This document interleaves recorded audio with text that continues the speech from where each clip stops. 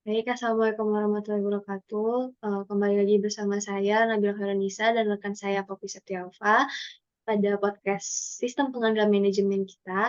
Nah, pada minggu ini kita akan membahas mengenai chapter 13 terkait dengan pengendalian atas strategi yang terdiferensiasi.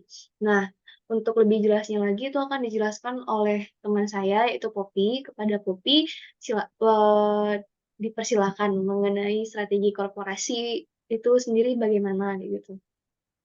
Baik, terima kasih. Dalam pengendalian atas strategi yang terdiferensiasi itu yang pertama itu ada strategi korporat, di mana logikanya itu untuk menghubungkan pengendalian dengan strategi didasarkan pada garis pemikiran. Yang pertama itu organisasi yang berbeda umumnya beroperasi dalam konteks strategi yang berbeda. Yang kedua itu strategi yang berbeda memerlukan prioritas tugas, faktor kunci keberhasilan, keterampilan, perspektif, dan perilaku yang berbeda untuk pelaksanaan yang efektif. Yang ketiga, sistem pengendalian adalah sistem pengukuran yang mempengaruhi perilaku dan orang-orang yang aktivitasnya sedang diukur. Nah, dengan demikian, keprihatinan yang selalu ada dalam merancang sistem pengendalian sebaiknya adalah apakah perilaku yang dipengaruhi oleh sistem tersebut tetap konsisten dengan strategi. Nah, yang pertama itu di mana implikasi terhadap struktur organisasi. Strategi korporat ini adalah suatu kontinuum dengan strategi industri tunggal pada satu ujung dan diversifikasi tidak berhubungan. Lokasi suatu perusahaan pada kontinuum tersebut bergantung pada luas dan jenis diversifikasinya, di mana strategi korporat yang berbeda mengimplikasikan struktur organisasi yang berbeda pula, pengendalian yang berbeda, dan pada gilirannya pun berbeda, di mana ujung industri tunggal perusahaan cenderung terorganisasi secara fungsional, di mana manajer senior bertanggung jawab untuk mengembangkan strategi perusahaan secara keseluruhan guna bersaing dalam industri yang dipilihnya, serta untuk strategi fungsionalnya dalam bidang-bidang seperti penelitian dan pengembangan produksi dan pemasaran. Tetapi tidak semua perusahaan industri tunggal diorganisasi secara fungsional. Ketika suatu perusahaan berpindah dari ujung industri tunggal ke selanjutnya, diversifikasi yang tidak berhubungan, otonomi daerah manajer unit bisnis cenderung untuk meningkat karena dua alasan. Yang pertama itu tidak seperti perusahaan industri tunggal. Manajer senior dari perusahaan yang terdiversifikasi tidak berhubungan, mungkin tidak memiliki pengetahuan dan keahlian yang membuat keputusan strategi dan operasi untuk sekelompok unit bisnis yang berbeda. Yang kedua, hanya terdapat sedikit saling ketergantungan lintas unit bisnis dalam suatu konglomerat di mana terdapat sejumlah besar saling ketergantungan antar unit bisnis dan perusahaan industri tunggal dan perusahaan terdiversifikasi yang berhubungan. Saling ketergantungan yang lebih besar membutuhkan lebih banyak intervensi oleh manajer puncak. Yang selanjutnya itu implikasi terhadap pengendalian manajemen. Nah, setiap organisasi, bagaimanapun selaras dengan strategi pilihannya, tidak dapat secara efektif menerapkan strateginya tanpa sistem pengendalian manajemen yang konsisten. Sementara struktur organisasi menentukan hubungan pelaporan serta tanggung jawab dan wewenang dari manajer yang berbeda. Hal itu memerlukan sistem pengendalian yang dirancang dengan memadai agar dapat berfungsi secara efektif. Perusahaan-perusahaan industri tunggal dan terdiversifikasi yang berhubungan memiliki kompetisi inti tinggi korporat atas nama strategi dari hampir semua unit bisnis didasarkan. Oleh karena itu, komunikasi dan alih kompetensi adalah sangat penting pada perusahaan-perusahaan semacam itu. Sebaliknya, terdapat tingkat saling ketergantungan yang rendah antar unit bisnis dari perusahaan terdiversifikasi tidak berhubungan. Nah, dalam implikasi terhadap pengendalian manajemen ini ada yang pertama itu perencanaan strategis. Dengan rendahnya tingkat saling ketergantungan, konglomerat cenderung menggunakan sistem perencanaan strategis vertikal, yaitu unit bisnis menyiapkan rencana strategis dan menyerahkannya kepada manajemen senior untuk ditinjau dan disetujui karena tingginya tingkat saling ketergantungan. Sistem perencanaan strategis untuk perusahaan-perusahaan terdiversifikasi terhubung dengan industri tunggal cenderung bersifat baik vertikal maupun horizontal. Nah, di mana dimensi horizontal dapat dimasukkan ke dalam proses perencanaan strategis dengan berbagai cara yang berbeda. Yang pertama, kelompok eksekutif dapat diberikan tanggung jawab untuk mengembangkan rencana strategis bagi kelompok tersebut, di mana seluruhnya secara eksplisit mengidentifikasikan sinergi lintas unit bisnis individual dalam kelompok tersebut. Yang kedua itu rencana strategis dari unit bisnis individual dapat memiliki bagian yang saling tergantung, di mana manajer umum dari unit bisnis mengidentifikasikan kaitan-kaitan penting dengan unit bisnis lain dan bagaimana kaitan tersebut akan dieksploitasi. Yang ketiga, kantor korporat dapat memerlukan rencana strategis bersama untuk unit bisnis yang saling tergantung. Akhirnya, rencana strategis dari unit bisnis individual dapat direlokasikan kepada para manajer dari unit bisnis yang serupa untuk dikritik dan ditinjau. Nah, selanjutnya itu dalam penyusunan anggaran, di mana dalam perusahaan industri tunggal, CEO dapat mengetahui operasi perusahaan secara mendalam dan manajer unit bisnis cenderung memiliki hubungan yang lebih sering. Dengan demikian, CEO dari perusahaan industri tunggal dapat mengendalikan operasi bawahannya melalui mekanisme informal dan berorientasi pada pribadi, seperti interaksi antar pribadi yang sering. Nah, jadi hal ini mengurangi kebutuhan yang sangat mengandalkan sistem penyusunan anggaran sebagai alat pengendalian. Nah, karakteristik sistem penyusunan anggaran ini dalam suatu perusahaan, yang pertama itu manajer unit bisnis memiliki pengaruh yang agak lebih besar dalam mengembangkan anggaran mereka, karena mereka lah kantor korporat dan memiliki hampir semua informasi mengenai produk atau lingkungan pasar yang masing-masing. Yang selanjutnya itu penetapan harga transfer, di mana transfer barang dan jasa antar unit bisnis lebih sering terjadi pada perusahaan industri tunggal dan perusahaan terdiversifikasi yang berhubungan dibandingkan dengan para perusahaan konglomerat. Kebijakan penetapan harga transfer umumnya dalam suatu konglomerat adalah untuk memberikan fleksibilitas pencarian sumber bagi unit bisnis dan mempergunakan harga transaksi pasar. Tetapi dalam suatu perusahaan industri tunggal atau perusahaan terdiversifikasi yang berhubungan, sinergi dapat menjadi penting dan unit bisnis mungkin tidak diberikan kebebasan untuk membuat keputusan pencarian sumber. Nah, yang selanjutnya itu kompensasi insentif, di mana kebijakan kompensasi insentif cenderung berbeda lintas strategi korporat dalam hal-hal yang berikut. Yang pertama itu penggunaan rumus, di mana konglomerat umumnya lebih mungkin menggunakan rumus untuk menentukan bonus manajer unit bisnis, yaitu perusahaan dapat mendasarkan porsi yang lebih besar dari bonus pada ukuran-ukuran keuangan kuantitatif. Selanjutnya itu ukuran profitabilitas, di mana dalam kasus ini perusahaan terdiversifikasi yang tidak berhubungan bonus insentif dari manajer unit bisnis cenderung terutama ditentukan oleh profitabilitas dari unit tersebut dan bukan oleh profitabilitas dari perusahaan. Nah, tujuannya adalah guna memotivasi para manajer untuk bertindak seakan-akan unit bisnis tersebut merupakan perusahaan mereka sendiri. Nah, itulah mengenai strategi korporat dalam pengendalian atas strategi yang terdiferensiasi. Selanjutnya berbicara mengenai strategi unit bisnis. Nah, bisa Saudari Nabila jelaskan strategi unit bisnis dalam pengendalian atas strategi yang terdiferensiasi itu bagaimana? Baik, terima kasih Poppy atas kesempatannya. Nah, ketika kita berbicara mengenai strategi unit bisnis, maka yang pertama kita bicarakan itu adalah mengenai misi dari perusahaan dan ketidakpastian. Nah, kita bisa analogikan bahwa unit-unit yang membangun itu cenderung menghadapi ketidakpastian lingkungan yang lebih besar dibandingkan dengan unit-unit yang dalam tanda kutip memanen, karena beberapa alasan gitu. Nah, alasan pertama itu adalah seperti strategi membangun itu biasanya dilaksanakan pada tahap pertumbuhan dari siklus hidup produk. Nah, sementara di sisi lain strategi memanen itu dilaksanakan pada tahap dewasa atau menurun dari siklus hidup produk. Nah, selanjutnya itu alasan yang kedua, yaitu tujuan dari unit bisnis yang membangun itu sendiri adalah untuk meningkatkan pangsa pasar. Nah, yang ketiga itu baik kita lihat dari sisi input maupun sisi output, para manajer dari unit bisnis yang membangun itu cenderung mengalami ketergantungan yang lebih besar pada individu dan organisasi eksternal dibandingkan dengan para manajer dari unit bisnis yang memanen. Selanjutnya, kita membicarakan mengenai aspek misi dan rentang waktu. Nah, di mana dalam hal pemilihan strategi, ketika kita membangun, dibandingkan ketika kita memanen, itu mempunyai implikasi trade-off antara laba jangka pendek versus laba jangka panjang.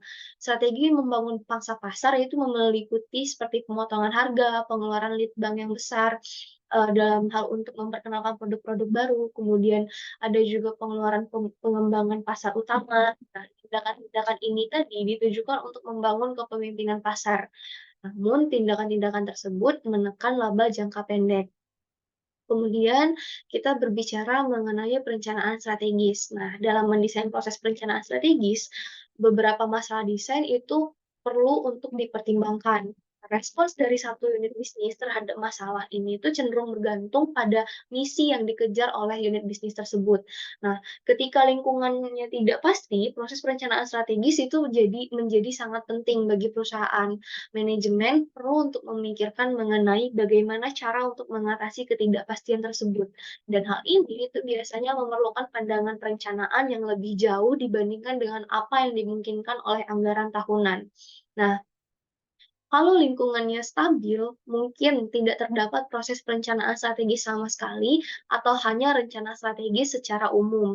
Dengan demikian, proses perencanaan strategis itu lebih kritis dan lebih penting untuk unit bisnis yang membangun dibandingkan dengan unit bisnis yang memanen. Nah, meski demikian, beberapa perencanaan strategis dari unit bisnis yang memanen itu mungkin diperlukan karena rencana strategis perusahaan secara keseluruhan itu harus mencakup seluruh bisnisnya untuk secara efektif menyeimbangkan arus kas dari perusahaan. Kemudian kita melihat dari aspek penyusunan anggaran. Nah, implikasi untuk mendesain sistem penyusunan anggaran itu ditujukan untuk mendukung berbagai misi perusahaan. Aspek-aspek perhitungan dari analisis varians yang membandingkan hasil aktual dengan anggaran itu mengidentifikasikan varians. Nah, varians itu diidentifikasi sebagai menguntungkan atau tidak menguntungkan. Tetapi suatu varians yang menguntungkan itu tidak berarti mengimplikasikan kinerja yang memuaskan. Tidak berarti juga bahwa varians yang tidak menguntungkan menunjukkan kinerja yang tidak memuaskan. Kaitan antara varians yang menguntungkan dengan varians yang tidak menguntungkan di satu pihak dengan kinerja yang memuaskan atau tidak memuaskan, di pihak lain itu bergantung pada konteks strategi dari unit bisnis yang dievaluasi. Perbedaan-perbedaan tambahan dalam proses penyusunan anggaran kemungkinan besar ada di antara unit bisnis yang membangun dan unit bisnis yang memanen. Contohnya itu berkebalikan dengan unit bisnis yang memanen, revisi anggaran kemungkinan lebih sering terjadi pada unit bisnis yang membangun karena perubahan lingkungan produk atau pasarnya yang lebih sering terjadi. Lalu contoh lainnya itu manajer unit bisnis yang membangun mungkin mempunyai input dan pengaruh yang lebih besar dibandingkan dengan manajer unit bisnis yang memanen dalam memformulasikan anggaran. Nah, kemudian dari sisi sistem kompensasi insentif, dalam merancang paket kompensasi insentif bagi manajer unit bisnis, beberapa pertanyaan-pertanyaan itu perlu untuk dijawab jika kita merancang paket kompensasi insentif bagi para manajer unit bisnis. Yang pertama, berapakah sebaiknya ukuran pembayaran bonus insentif relatif terhadap gaji pokok manajer umum? Nah, haruskah pembayaran bonus insentif itu mempunyai batas alas? Harus atau tidak, itu perlu kita jawab. Nah, yang kedua, itu adalah ukuran-ukuran kinerja mana yang sebaiknya digunakan ketika memutuskan penghargaan bonus insentif manajer umum. Nah, misalnya tuh ukuran kinerja tuh laba, nilai EVA, volume penjualan, pangsa pasar, pengembangan produk. Nah, di antara beberapa pilihan ukuran-ukuran kinerja tersebut, mana yang sebaiknya kita gunakan untuk memutuskan penghargaan bonus insentif manajer umum. Nah, jika beragam ukuran kinerja dipergunakan, nah gimana sebaiknya ukuran-ukuran tersebut diberi bobot? Kemudian terakhir, tidak, maksud saya tuh selanjutnya itu ada pertanyaan seberapa adanya penilaian subjektif dalam memutuskan jumlah bonus. Kemudian yang terakhir, seberapa sering, setengah tahun, tahunan, 2 tahunan, dan seterusnya penghargaan insentif itu diberikan. Nah, selanjutnya kita melihat dari aspek keunggulan kompetitif. Nah, suatu unit bisnis itu bisa memilih untuk bersaing baik sebagai remain terdiferensiasi atau sebagai remain biaya rendah. Memilih pendekatan diferensiasi dan bukannya pendekatan biaya rendah itu meningkatkan ketidakpastian dalam lingkungan tugas unit bisnis karena 3 alasan. Alasan pertama, inovasi produk itu lebih penting bagi unit bisnis diferensiasi. Hal ini sebagian disebabkan karena unit bisnis diferensiasi terutama itu memiliki fokus pada keunikan dan eksklusivitasnya yang memerlukan inovasi produk yang lebih besar. Nah, kedua, unit bisnis biaya rendah biasanya cenderung untuk mempunyai lini produk yang sempit untuk meminimalkan biaya penyimpanan persediaan dan memperoleh manfaat dari skala ekonomi. Ketiga, unit bisnis biaya rendah biasanya menghasilkan produk sederhana yang bersifat komoditas, dan produk-produk ini sukses semata-mata karena memiliki harga yang lebih rendah dibandingkan dengan harga dari produk saingan. Nah, hal yang spesifik dari sistem pengendalian untuk unit bisnis biaya rendah dan unit bisnis diferensiasi itu adalah serupa dengan yang telah diuraikan sebelumnya untuk unit bisnis yang memanen dan juga unit bisnis yang membangun. Hal ini disebabkan karena ketidakpastian yang dihadapi unit bisnis biaya rendah dan unit bisnis diferensiasi itu serupa dengan ketidakpastian yang dihadapi oleh unit bisnis yang memanen dan juga unit bisnis yang membangun. Itu tadi adalah terkait dengan strategi unit bisnis pada, pengendalian atas strategi yang terdiferensiasi. Selanjutnya kita mungkin bisa berbicara mengenai, fungsi pengendalian manajemen pada organisasi yang dalam hal ini tuh dipengaruhi oleh gaya manajemen senior kok. Mengenai gaya manajemen puncak itu sendiri bagaimana dalam mempengaruhi pengendalian manajemen kok? Baik, untuk gaya manajemen puncak. Nah, dalam fungsi pengendalian manajemen, dalam organisasi dipengaruhi oleh gaya manajemen senior. Gaya dari CEO mempengaruhi proses pengendalian manajemen di seluruh organisasi. Secara serupa, gaya manajer unit bisnis mempengaruhi proses pengendalian manajemen dari unit bisnis tersebut. Dan gaya dari manajer departemen fungsional mempengaruhi proses pengendalian manajemen di bidang fungsional mereka. Nah, jika layak, para perancang sebaiknya mempertimbangkan gaya manajemen dalam merancang sistem pengendalian operasi. Jika CEO berpartisipasi secara aktif dalam desain sistem, sebagaimana seharusnya sistem akan mencerminkan preferensi-preferensi mereka. Nah, ada perbedaan dalam gaya manajemen. Para manajer mengelola secara berbeda, di mana beberapa manajer sangat bergantung pada laporan dan dokumen formal tertentu yang dimana beberapa manajer berpikir dalam hal-hal yang konkret, sementara yang lain berpikir secara abstrak. Beberapa manajer bersifat analitis, sementara yang lainnya menggunakan metode coba-coba, di mana beberapa manajer menyukai resiko, sementara yang lainnya menghindari resiko. Beberapa manajer berorientasi pada proses, sementara yang lain berorientasi pada hasil. Dan ada pula beberapa manajer berorientasi pada manusia, sementara yang lainnya berorientasi pada tugas. Dan ada juga manajer adalah orang yang saling bersahabat, di mana yang lainnya itu adalah orang yang tidak saling mementingkan atau sombong. Dan beberapa manajer berorientasi pada jangka panjang, sementara yang lainnya berorientasi pada jangka pendek. Dan ada beberapa pula manajer mendominasi pengambilan keputusan, sementara yang lainnya mendorong partisipasi organisasi dalam pengambilan keputusan. Dan ada beberapa manajer menekankan bahwa penghargaan moneter, sementara yang lain hanya menekankan pada penghargaan yang lebih luas. Selanjutnya itu ada implikasi terhadap pengendalian manajemen, di mana gaya manajemen mempengaruhi proses pengendalian manajemen, bagaimana CEO memilih untuk menggunakan informasi tersebut dalam mengadakan pertemuan-pertemuan peninjauan kinerja dan seterusnya, yang pada gilirannya mempengaruhi bagaimana sistem pengendalian sebenarnya beroperasi. Bahkan jika struktur formal tidak berubah di bawah CEO yang baru, faktanya ketika CEO berubah, bawahannya biasanya menduga apa yang benar-benar diinginkan oleh CEO, baru berdasarkan bagaimana ia berinteraksi selama proses pengendalian manajemen. Misalnya, apakah laporan kinerja atau arahan yang lebih diutamakan. Nah, dalam implikasi terhadap pengendalian manajemen ini ada beberapa. Yang pertama itu pengendalian personal versus impersonal. di mana kehadiran pengendalian personal versus pengendalian impersonal dalam organisasi adalah sebuah aspek dari gaya manajerial. Yang selanjutnya itu pengendalian ketat versus pengendalian longgar, di mana gaya manajer mempengaruhi tingkat dari pengendalian ketat versus versus pengendalian longgar dalam situasi apapun. Nah, itulah mungkin dari gaya manajemen puncak dari pengendalian atas strategi yang terdiferensiasi. Baik, terima kasih Poppy atas penjelasannya. Saya rasa cukup sampai di sini podcast kita pada hari ini terkait dengan pembahasan mengenai pengendalian atas strategi yang terdiferensiasi. Terima kasih atas perhatiannya. Kami mohon maaf apabila ada terdapat kesalahan.